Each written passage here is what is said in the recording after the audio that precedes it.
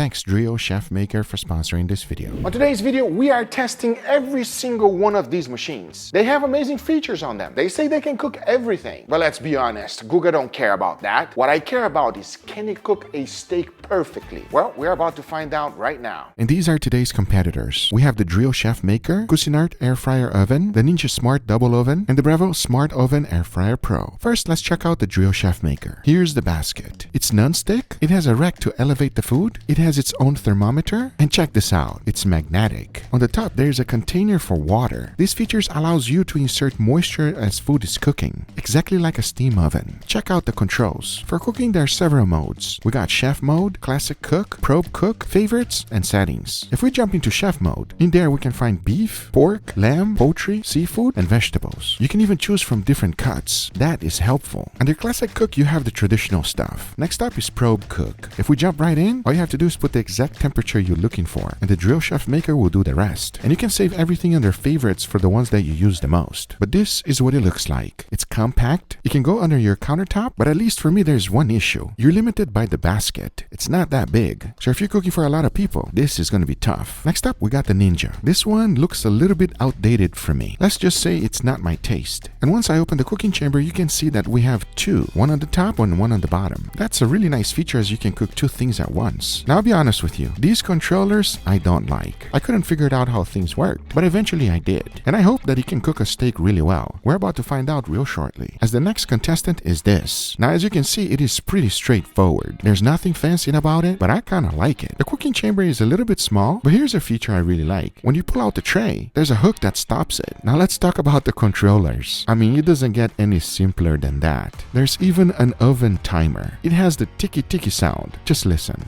And then?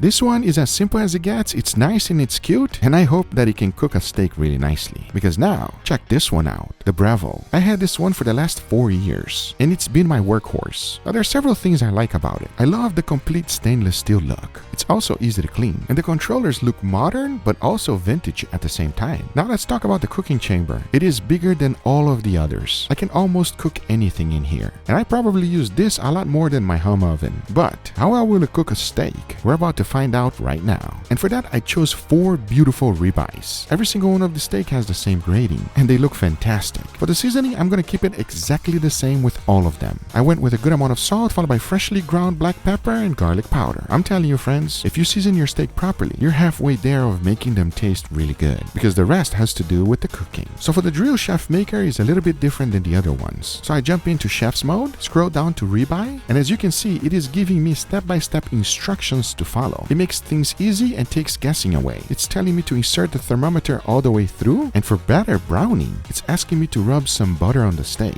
So I got some melted butter and basted the whole thing with it, a good amount. And I put the steak right back in, and inside it went. Moving on to the next phase, it asked me my doneness. I chose medium rare and started to cook. All of the other machines were not able to tell me in step-by-step instruction. And to keep things fair, I used the instructions from the Chef Maker with all of the other ones. So I first basted all of the steaks with some butter. Then I immediately placed all of my steaks as close as possible to the heating element. Some of them were easier than the other. But to keep things fair, we're gonna cook them all at 6 minutes per side under the broiler. Now you're probably wondering, why did you choose 6 minutes per side? That's because the Chef Maker adjusted itself as it was cooking, and the steak was done exactly at 12 minutes. And check out the results. Now obviously we don't have the best crust, and that is expected. The question is, did it cook it to perfection? So as soon as I took my first slice, take a look. The steak looks nice and juicy, it's medium rare, and I cannot wait for my guys to taste it and tell me what they think. Because let me show you the steak from the Bravo Smart Oven. Take a look. Now this one had a hard time because the 2 heating elements are not in the middle. So when I sliced, take a look. You can clearly see that the middle was not cooked properly, and at the same time, the edges were. But the important thing is, how is it gonna taste? Because take a look at the Cuisinart one. There's not much crust, but the fat got a nice caramelization that I like. But as soon as I cut it open, I was surprised on how evenly cooked it was. I would call that a nice medium rare steak, and only done in 12 minutes. And here we have the one from the Ninja. I like the caramelization on the fat, and also a little bit of char. And as soon as I opened it up, take a look. Nice medium rare, juicy, and as I take more slices, not evenly cooked. Maybe it has something to do with the heating element as well. But now that we have all of our steaks ready, the important thing is the taste test. All of my guys have no idea what's going on. Let's see what they all think. All right, boys, we got some steaks. They don't look like our usual steaks, but let's see what's going on. They look a little different than usual. Yeah, but steaks are steaks, bro. Yeah, but these steaks look kind of sad and boiled. So if you're asking me visually, I'd probably have to say this one, only because it has probably the best crust out of all of them. I agree with you, 2K. That one, it looks like the most pronounced crust. You can even see a little bit of burnt edges on it, whereas the other ones just look consistent in color. I see why you guys are picking this one because the crust is a little bit stronger than all the other ones, but it's a little bit raw. So I think I would go with this one. It's probably number 2 on crust, and then the doneness is nice. I do agree with you. Now I see it. It does look a little bit raw. So you know what? I might have to go with this one. I'm gonna go with this one. I think it's the best one, medium rare, just how I like it. I kind of like how this one looks though. This first one looks really juicy. I think it has the perfect color and exactly what you're looking for a medium rare steak. These two are definitely the top dogs, but I think for me, I'm going with the first one here. Plus this last one is kind of blue, bro. What happened there? That's not medium rare, that's medium raw. All right, boys, how we always say, it doesn't matter how it looks, it's how it tastes. So I say we start tasting. Let's start left to right. I say, let's do it. All right, let's go. Cheers. Cheers. I see why you guys won by perfectly cooked. Let me tell you, what that steak lacks in crust, it more than makes up for in flavor and tenderness. That is very juicy and soft. Very impressed by that. Yeah, I'm not missing the crust as much as I would if it didn't have that flavor. Yeah, this one seasoned perfectly. I still want that crust. I still want that charcoal flavor, but at the same time, it's seasoned so well that I can look past it. That's a good steak. All right, let's move on to the next one. Let's go. Cheers. Cheers. Cheers. Man, that is nice. Look, that's also a really good steak. I will say the lack of crust, I don't mind it because it's very flavorful. However, it's not as flavorful as the first steak we tried. I have to agree and disagree at the same time. I think the crust is a little bit better on this one. What saves this one is Guga used a great quality steak because it does lack a little bit of flavor. It's still tender and everything, but that has to do with the quality of the steak. This one still edges it out. Between these two, I'd probably go the first one, but this second one is a crazy strong runner-up, and we still haven't tried the other two. If we're moving on, I think this third one's probably the saddest looking one of the bunch. Let's do it. Cheers, boys. Cheers.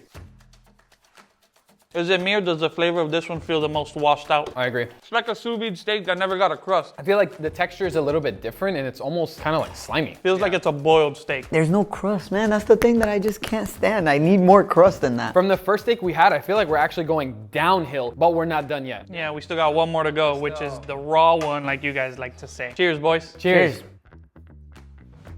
What I will say off the bat, this one has the crust that this one was lacking. Even though it is a little bit undercooked, it's not a big deal. The crust is really nice, but the biggest issue for it is that the flavor is really lacking. At the end of the day, the most important thing is how does it taste, how juicy is it, how tender is it. And just because it has a crust doesn't mean it's the winner. This one tastes the best, is the juiciest, and the most tender. I'll put it to you like this. If we had to pay for one of these steaks, which one are we buying? Oh, number one, all day. I have to say the same. If I had to pay for one of these steaks, that first steak is definitely winning. The proof is in the pudding, everybody. Nothing is more important than the taste. In the end of the day, here's the deal. Every one of those steaks were not perfect. I'll say it like it is. Does an air fryer make the best steak you can have? No, it doesn't. Doesn't matter which one you use. So you gotta weigh out the benefits. You're using the air fryer for convenience. And sometimes convenience comes with a price. Cooking a steak, at least for my taste, should be done a little bit different. And you know exactly what I'm talking about. That's the results. I hope you guys enjoyed this video. Let me know in the comments down below if you agree or disagree with me. If you did enjoy it, hit that thumbs up. If you're not a subscriber, be sure to subscribe. Remember, everything I use is always in the description down below. If you're interested in getting the Chef Maker by Drill, there will be a $144 discount, $215 total price on Chef Maker's Amazon listing. This discount will be only available on November 24th, one day. Thank you so much for watching. We'll see you guys on the next one. Take care, everybody. Bye-bye.